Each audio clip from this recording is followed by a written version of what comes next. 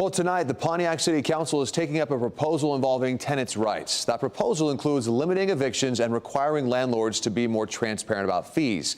Will Jones is live in Pontiac with why those behind the proposal say that it's much needed. Will. Ty, there are about 30,000 or so renters here in Pontiac, and this policy proposal is aimed at making sure renters are protected and that they don't find themselves out on the street. But property owners say they don't want to be left out of this conversation.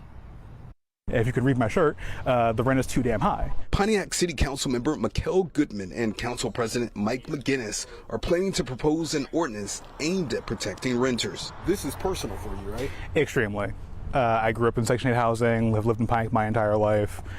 Before I got on council, I was spending half of my income on rent every month and having to constantly call the landlord about extermination problems, for example. The reforms include making sure tenants know their rights, requiring prior disclosure of rental fees, the right to renew a lease. It would also restrict automatic lease renewals, safeguard against just cause evictions, and require notice before non-payment evictions.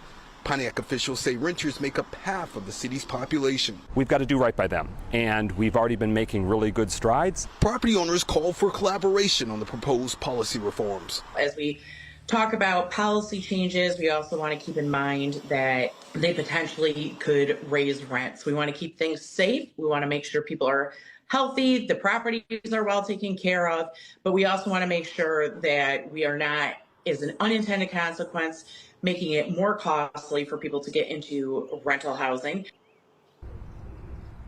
Pontiac council members will vote on drafting of the language of the ordinance tonight, and if that happens, this will get the ball rolling for it eventually to come up for a vote.